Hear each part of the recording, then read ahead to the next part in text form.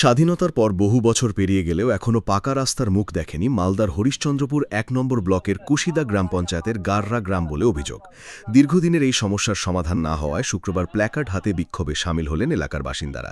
রাস্তা নির্মাণের দাবিতে সরব হয়ে ওঠেন তারা। স্থানীয় সূত্রে জানা গিয়েছে, বাংলা বিহার সংযোগকারী গাররা গ্রামের এই গুরুত্বপূর্ণ রাস্তা বহু বছর ধরেই বেহাল অবস্থায় পড়ে রয়েছে।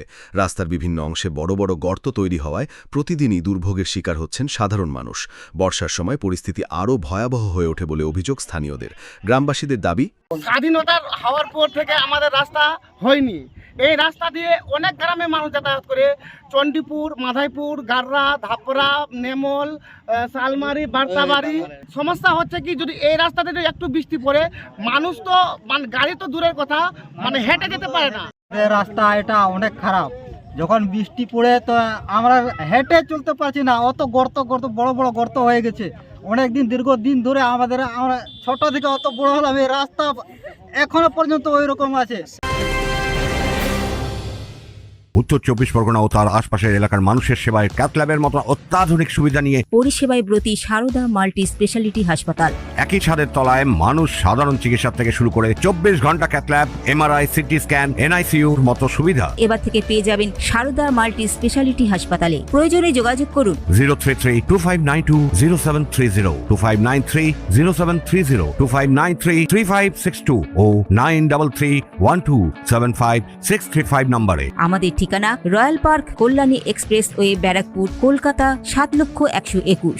সারদা মাল্টি স্পেশালিটি হাসপাতাল, পরিষেবাই হোক আমাদের মূল লক্ষ্য। স্থানীয়দের আরও অভিযোগ, ছাত্রছাত্রীদের স্কুলে যাতায়াত, কৃষকদের ফসল পরিবহন থেকে শুরু করে দৈনন্দিন জীবনযাত্রার প্রায় প্রতিটি ক্ষেত্রেই এই রাস্তার দুরবস্থার প্রভাব পড়ছে। রাস্তার জন্য আমরা বলছি, ওরা বলছে হ্যাঁ রাস্তাটা করে দেবো, আমি যখন জিতবো আমরা রাস্তাটা করে দেবো, কিন্তু ওর পরে জেতার পরে ওই অবস্থা থাকছে, কিন্তু দেখতেও আসছে না। আপনার বয়স কত এখন বর্তমানে? আমার ৫০ তো ৫০ বছর ধরে কি রাস্তা কোনোদিন পাকা হয়েছে? দিন পাকা হয়নি।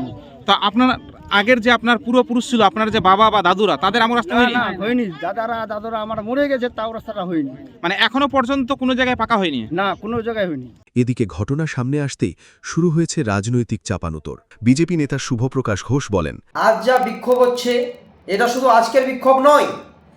গত ১৫ বছর ধরে যে টিএমসি সরকার ছিল, তারা যা অন্যায় অত্যাচার করেছে, সমাজের কোনো উন্নয়নমূলক কাজ করেনি, তার যে ক্ষোভ, আর সেই ক্ষোভ প্রকাশ আসছে আজকে তারই বিক্ষোভ।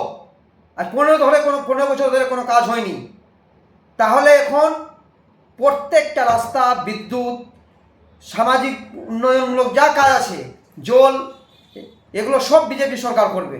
অন্যদিকে তৃণমূল নেতা পূজন দাসের বক্তব্য, জনসাধারণ তো রাস্তার জন্য বিক্ষোভ করবেই।